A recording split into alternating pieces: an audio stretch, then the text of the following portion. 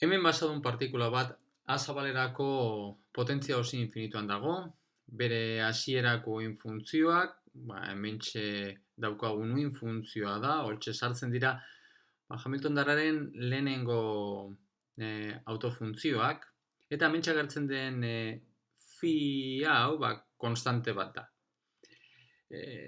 Orduan, gure hasierako uhin funtzioa esaten digute, hau da, T0an, hauxe da.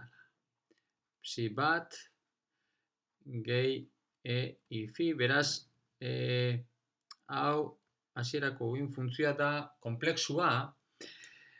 Hau da, naiz eta Hamilton dara autofuntzioak psi bat eta psi bi errealak izan, hauen arteko kombinazio lineala egiterakoan uhin funtzioa konplexua izan daiteke.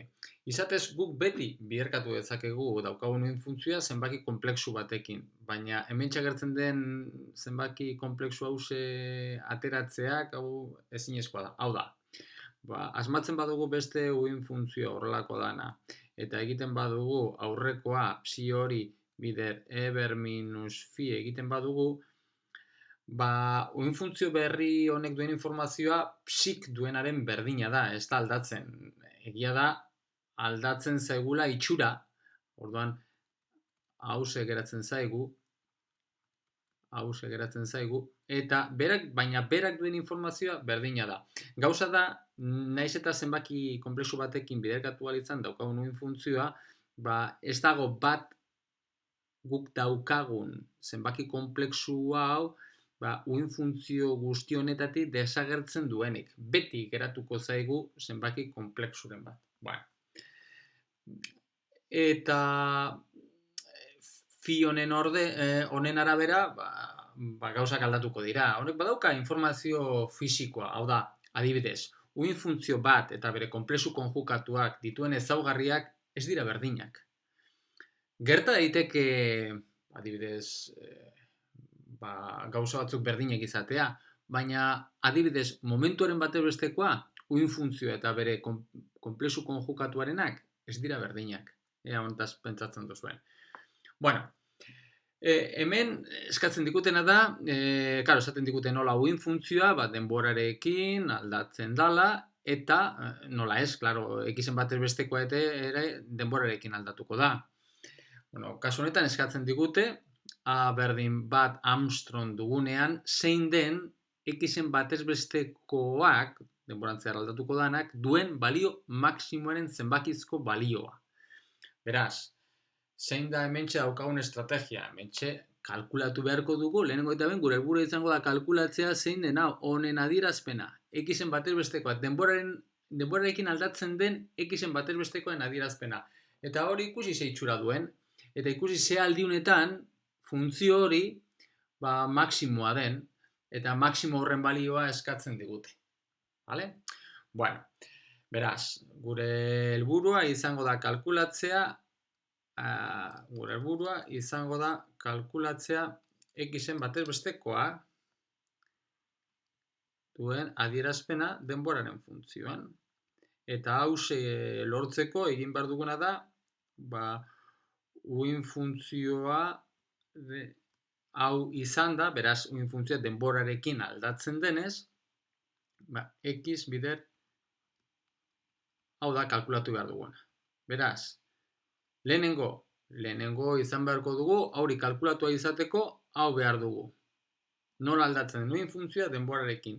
Eta bero beste gauzat importantea dana, uhin funtzioa horretarako normalizatu egon beharko da. Ze bestela, ez badago normalizatua, era horretan kalkulatutako xen batez bestekoa, ez da izango batez besteko bat. Ez da izango xen batez bestekoa. Horretarako, ezinbestekoa da, dentsitateen probabilitatea ondo definitura egotea, eta horretarako uhin funtzioa egon behar du normalizatuta. Beraz, zer da lehenengo egin behar duguna? Ahaztu baino lehen, gure helburua izango da, hori uhin funtzioa normalizatzea. Uhin funtzioa, beraz, normalizatu egin behar dugu. Lehenengo, gure helburua izango da, normalizazioa aztertzea.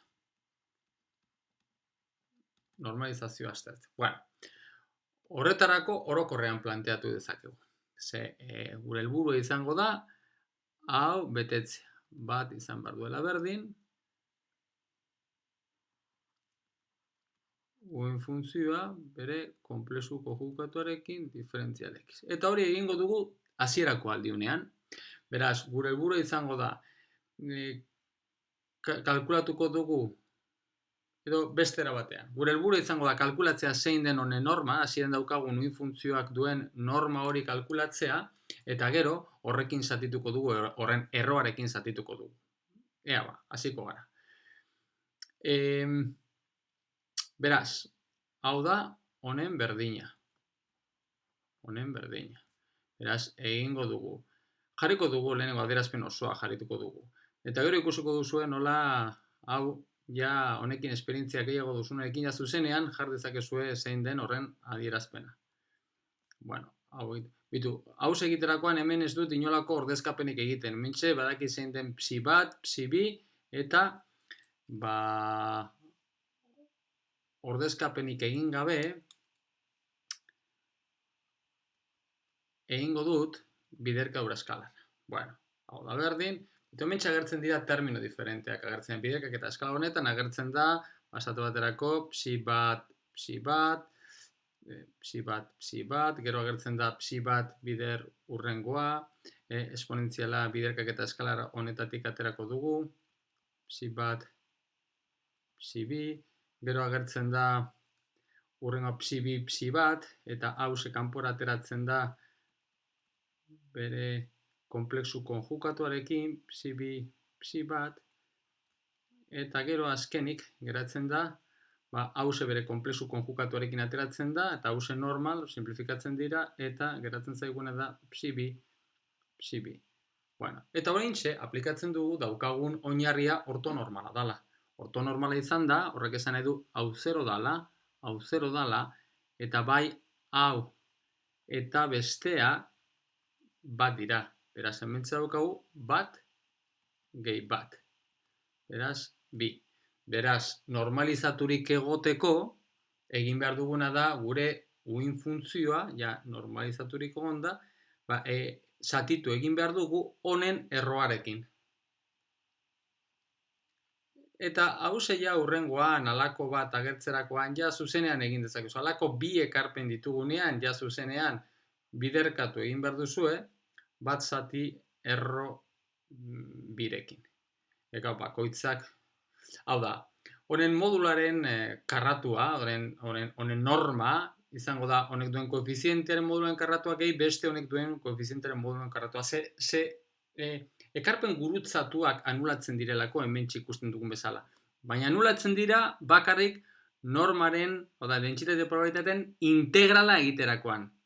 Integrala ez den egiten bitartean, hori da 0, psi bat, bider psi bi uin funtzioak, biderkadura eskalara egin gabe, horiek ez dira 0, dira bi uin funtzioen biderkadura, baina ez da, horren biderkadura eskalara da 0 dana. Bueno, badaukagu gure uin funtzioa normalizatuta, baina hause, uin funtzio hause da t0an. Bueno, orduan, gure hurrengo helburua da, aztertzea zein den, horrek duen denboraren adierazpena. Zein den horrek duen denboraren garapena. Hurrengo nola aldatzen dauze denborarekin. Eta hori oso simplea dugu. Zer da horretarako egin behar duguna? Beti garatu behar dugu daukagun uin funtzioa Hamiltondaren autofuntzioetan. Hori badaukagu eginda. Eta hurrengo urratsa da autofuntzio bakoitzari jarri berari dagokion denboraren garapena. Eta zein da hori? Bueno, badakizu zein den. Uin funtzioaren denboraren garapena da zati erro bi. Orain, psi bat, bider berari dagokion denboraren garapena. E ber minus i, e bat, zati h barra bider t. Gehi, e fi, psi bi, e ber minus i, e bi, zati h barra bider t. Oraindik ez dut jartzen zeintzu diren psi bat eta psi bi, nahiago dut era adierazpen orokor hause mantentzea. Ze bestela, hemen ordezkatzen badut psi baten adierazpenak. Geratzen zaidan adierazpena luzeegia da hause manejatzeko. Nahi dut, asko ze era orokorra batean mantentzea. Eta gero behar denean, orduan bai ordezkatuko dut. Bueno, badaukatu funtzioa. Beraz, hori izan da behar izango beste urratza. Zein da gure azkeneko urratza? Hause kalkulatzea, xen batez bestekoaren denboraren funtzioa zein den. Eta horretarako zein behar dugu? Egin behar duguna da, hause. X, T, X, da batez bestekoaren definizio zuzena, ezta? Hau da kalkulatu beharko duguna. Beraz, horretarako, egingo duguna izango da, hau kalkulatzeko, hementxe egingo dugu pausuz, eta hementxe ordezkatuko dugu, ateratzen zaizkigun, uin funtzioen ordez, daukagun adierazpen oso hori ordezkatuko dugu. Lehenengo eta behin, bakoitzean basati erro bi agertzen denez, jarriko dut, kanpora aterako dut basati bi hori, biderko eskalarra, hemen ordezkatuko duintxe daukagun uin funtzioen adierazpena, psi bat, eber minus i, e bat, zati h barra t, gehi, hau, pixka bat luzea da, baina, importantea dugu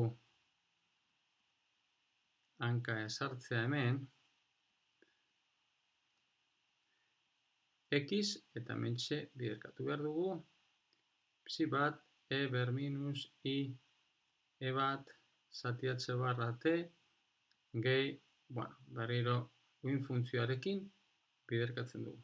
Hementxe dugu psi bi, bat jarri dut, psi bi, eber minus i, e bi, zati h barra t.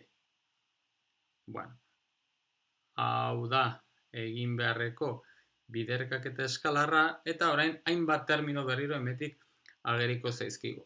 Hasiko gara, agertzen diren termino horiek aztertzen. Lehenengo daukagu, lehena, bider lehena.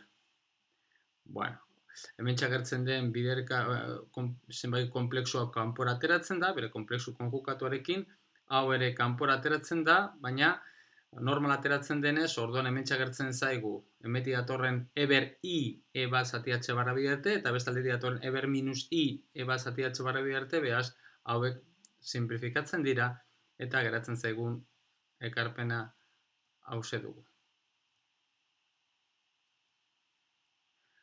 Hause dugu lehena, egiten badugu lehena bider bigarrena, beraz, hemetik geratzen zaigu eber i e bat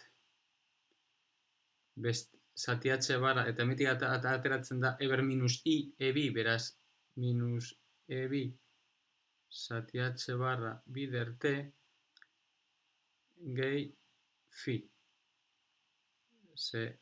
Hau da, hemetik ateratzen den bestea. Eta hemetik daukagu, psi bat, x, psi bi. Hau dugu beraz, lehenengoa bider bigarrena egiterakoan. Ointxe, egingo dugu bigarrena bider lehena. Hemetik antzeko bat ateratzen zaigu, baina kasu honetan ateratzen den eber minus i hause dugu, beraz, ateratzen zaigu justo eber minus i, eta hause dago biderkatzen e bat, gero hemetik ateratzen da, bere konplexu konjukatuan, beraz, eber i e bi zati h barra, beraz, eber minus e bi daukagu hementxe, zati h barra biderte, eta gero ateratzen da eber minus i fi, beraz, hemen barruan minus hause, guzti hause biderkatzen nahi denez, hau da geratzen dana, eta gero biderkadura daukagu psi bi, x, psi bat. Eta azkeneko terminoa daukagu hemen, gehi, bigarrena bider bigarrena. Eta hemen agertzen diren esponentzialak berdinak ditugu, baina batean ateratzen da konplexu konjugatuarekin, bestean norma ateratzen da, beraz simplifikatzen dira, eta geratzen zaigun ekarpena da psi bi x psi bi. Bueno, eta hemen oso erabilgarriak dira erabiltzea uin funtzio daukaten simetria propietateak. Uin funtzioak dira simetrikoak edo antisimetrikoak. Adibidez, psi bat simetrikoa da, eta psi bi antisimetrikoa. Baina berdin dio, ze hori dela eta orduan, hemen txagertzen den integral hause, psi bat simetrikoa da, psi bat simetrikoa, eta x antisimetrikoa, beraz integralen barruan geratzen zaiguna da antisimetrikoa, eta mugak minus a biren eta a biren ditugu, beraz simetrikoak, beraz hori dela eta hau nula dugu. Eta arrazoi berdinengatik hausen nuloa izango dugu, kasu honetan psi bi da antisimetrikoa, bide psi bi egiterakoan baita beraz simetriko geratzen zaigu eta x ekin egiterakoan antisimetrikoa. Beraz integralen barruan geratzen zaigu antisimetrikoa, hau da eta hause nula dugu. Hori alde batetik. Eta gero bestaldetik, hemen txagertzen diren integral hause, hori da agin beharrekoa, eta beste hau, bueno, bi horiek berdinak dira, ze daukagun uin funtzioa psi bat eta psi bi errealak direlako. Beraz, hau eta beste agertzen den psi bi x psi bat, berdinak ditugu. Beraz, kanpora atera ditzakegu eta geratzen zaigun berdinketa ondorengoa da. Da, bat biren, dauka adibidez psi bat, x psi bi, eta hause da biderkatzen eber i e bat minus e bi zati h barra t gehi fi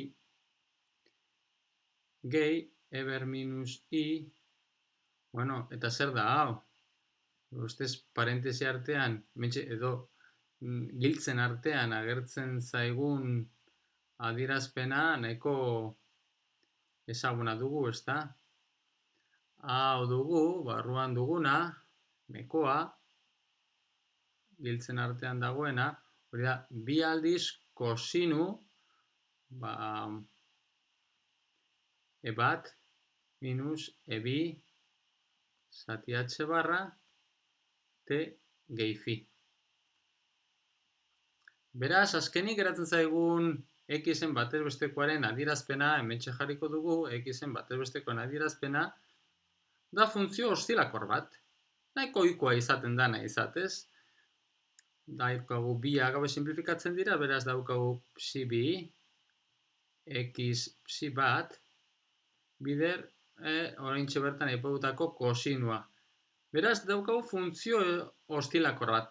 X-en batez bestekoa denborarekin aldatzen da.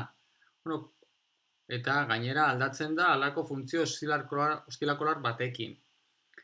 Jakin dezakegu funtzio honen irudia egitea oso simplea, bauda aldiune batzuetan, non x-en batez bestekoa 0 egingo zaigun. Beraz, horretarako kosinoen barruan daukagun argumentua, izan behar da pi biren edo hiru pi biren edo horren anizkoitzak, ezta? Bueno, baina kasu honetan eskatzen diguna da zein den x maximoa. Targi dago, ez? Kosinuen amplitudea daukagu x maximoa, eta hau da gu kalkulatu behar duguna. Eskatzen digutenez zenbakizko balioa, hau da x maximoa. Hau dugu x maximoa. Beraz, horren adierazpena lortu behar dugu. Eta orain da nire ustez garaia, ordezkapenak egiteko, mentxe agertzen den bidergaura eskalarra ateratzeko. Ea ba. Oraintxe lortu behar dugu, da daukagu beraz, lortu dugu x maximoaren adierazpena dala psi bi, x psi baten arteko bidergaura eskalarra, eta mentxe ordezkatu behar dugu daukagun uin funtzioekin. Bueno, ze adierazpenak lortu? Horretarako, psienek duen adierazpen orokorra hause dugu. Sinu n pi zatia x minus a biren. Hau da, zentratuta badago, hasierako enuntziatuan horrela esaten dikutelako, zentruan zentratuta badago, hau da daukagun uin funtzioa. Eta hause,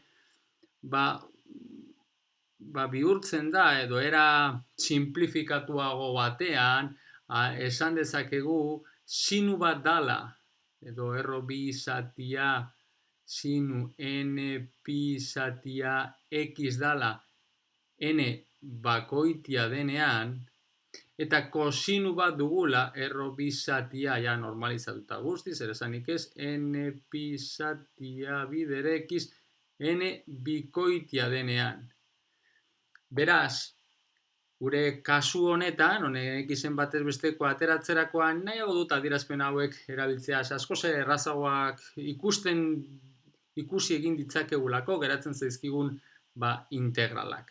Beraz, geratzen zaigun integrala da psi bi konjukatua, horren adierazpen izango itzateke hauze, psi bi konjukatua jartzen dut, adierazpen biderkau eskalarretik ateratzen dugun adierazpen zuzena dugulako, baina kasu honetan erreala denez, ez du ezertarako balio konplexu konjukatu hauze, eta integrazio mugak hori da importantea jartzea ez hasteko, minus a biretik a biren horretara dugula.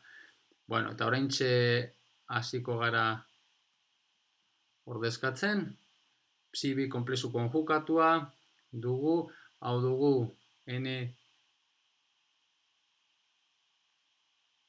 hementxe aldrebes esan dut, hau da, sinua dugu n bikoitia denean. Hauek aldatu behar ditugu. Sinua dugu n bikoitia denean. Eta kosinua n bakoitia denean. Bikoiti eta bakoitia. Orduan, daukagu psi bi n bikoiti, beraz daukagu erro bi zatia sinu bi pi x zatia. Eta gero, x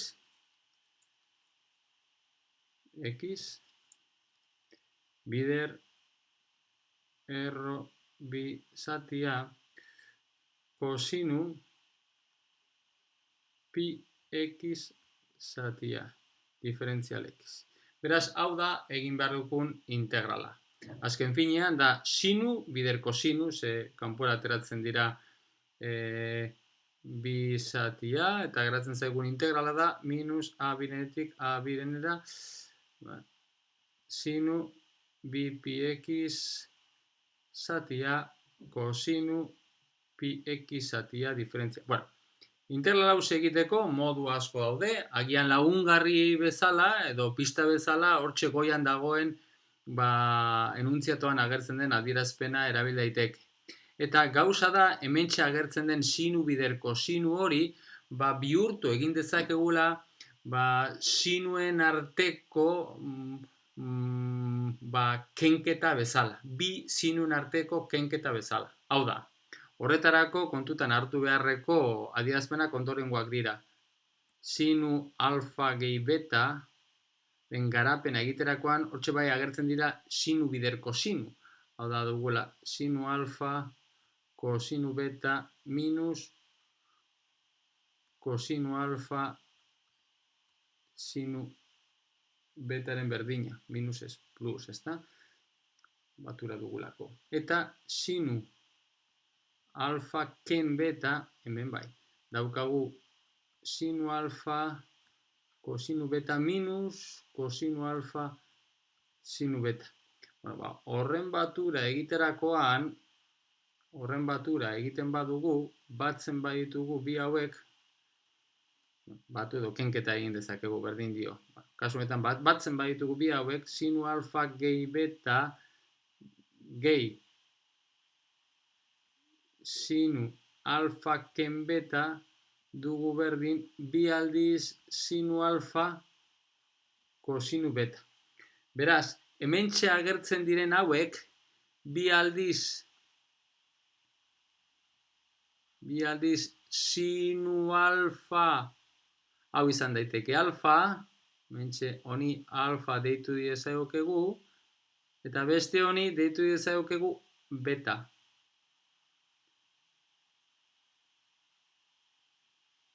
Eta berriro barkatu hemen ahaztu zait x-ekin jarraitzea, beraz hemen x dugu, bai? Beraz, Oraintxe jarraitzen dugu. Honi deitu dizakegu alfa eta beste honi deitu dezaiokegu beta. Eta hori kontutan hartuta, orduan hementxe agertzen den integral hori, beste era honetan adieraz dezakegu. Bat zatia biderkatzen dauena, eta dauko biderkatzen integral minus alfa biren, abiren, daukau x, eta daukau sinu alfa gehi beta. Beraz, sinu alfa gehi beta. Beraz, daukagu bi pi zatia gehi pi zatia iru pi zatia x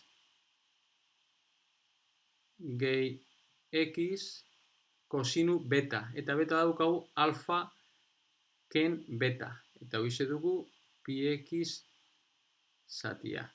Bueno, orduan hementxe agertzen zaizkigun bi integral hauek egin ditzakegu.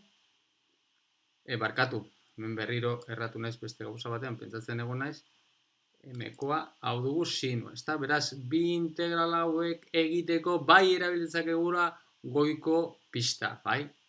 Eta, bueno, goiko adierazpenak erabiltzen baduzue, orduan aterako duzue zein den, hemetik ateratzen den adierazpen hori. Eta adierazpen hori da 16 zati bederatzi pikarratu bider A. Hori da ateratzen dena. Eta zenbakizko adierazpena erabiltzen badute, orduan kasu honetan da A bat Armstrongekin ordezkatu behar dugu, beraz hauze da 16 zati bederatzi pikarratu Armstrong. Eta kasu honetan hau da gutxi gora bera 0,2-0,8 Armstrong ditugu. Hau da ateratzen den haren batezbestekoa. Ikusten duzuenez, haren balioan nahiko, haren batezbestekoaren maksimoa oso txikia dugu, hementxe hauze dugu x batezbestekoa. Oso txikia dugu, eta normala da, lehenengo bi ekarpena, lehenengo bi uin funtzioa, badaude batez ere zentratuta jatorrean inguruan. Hau da, psi bat dauka maksimoa, psi batek maksimoa dauka 0an. Beraz, honen ekarpen oso txikia izango da, eta psi bik bat dauka, tarte bakoitzen erdian dauka bere maksimoa. Beraz, normala da, hortik ateratzen den xen batezbestekoa, zentrutik nahiko hurbil egotea. Alate guztiz ere, alako balioak aztertzea eta ikustea pixka bat zein den, hemetik ateratzen den balioa, oso lagungarria da. Eta hemetik astakeri bat lortuzkero, adibidez, abiren baino handiagoa dala, xen batezbestekoaren maksimo hori, orduan horrek esan nahiko luke ziurrenik erroren bat dugula, alako ebazpenetan, eta ondo legokela begiratzea. Beraz, oso gomenigarria da aztertzea ateratzen den azkeneko emaitza eta ikustea ze zentzua duen, ez?